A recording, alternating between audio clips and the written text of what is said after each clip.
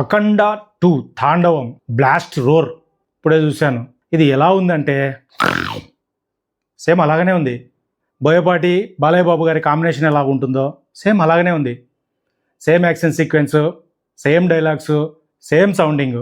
మామూలుగా రెగ్యులర్గా బోయపాటి బాలయ్య బాబు కాంబినేషన్లో యాక్షన్ సీక్వెన్స్లలో పర్టికులర్గా మనుషులను కొడితే గాల్లోకి లేస్తారు, వెహికల్ని కొట్టినా గాల్లోకి లేస్తాయి. ఈసారి కొత్తగా గుర్రాలు కూడా గాల్లోకి లేచినాయి. ఇదే ట్విస్ట్. అడిషనల్గా బోయపాటిలో ఈసారి తమిళ డైరెక్టర్ హరి అని ఒక ఆయన ఉంటాడు, ఆయన కూడా దూరినట్టున్నాడు. మామూలుగా ఆయన సినిమాల్లో క్యారెక్టర్ల కంటే ఫాస్ట్గా కెమెరా వెళ్ళిపోతుంటుంది.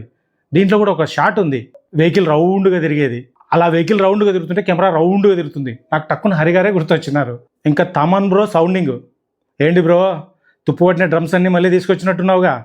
కొమ్ము నువ్వు తగ్గనే తగ్గద్దు. మాస్ థియేటర్లు మొత్తం బద్దలైపోవాలి. లాస్ట్ టైం అఖండకు అనుకుంటా చాలా చోట్ల ఒక కంప్లైంట్ కూడా ఉంది, నీ సౌండ్కు కొన్ని స్పీకర్లు పనిచేయలేదంట రాయలసీమలో పర్టికులర్గా. ఈసారి స్పీకర్లు పనిచేయకపోవడం కాదు, పగిలిపోవాలా, పీసులు అయిపోవాలా, జనాలు మొత్తం థియేటర్లోంచి పరుగులు పెట్టాలా. నువ్వు అస్సలు తగ్గద్దు బో. కానీ ఇది 1 మినిటే వదిలినట్టున్నారు. దీంట్లో పెద్ద కాన్సెప్టు అదేం చెప్పలేదు, రిలీజ్ డేట్ అనౌన్స్మెంట్ కోసం చేసినట్టుంది.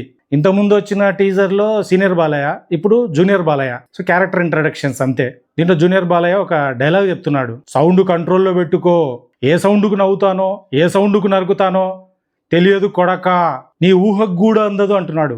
ఇదైతే ఊహకు కూడా అందడం లేదు. December 5th release. కానీ వెయిటింగ్ ఇక్కడ. Please subscribe.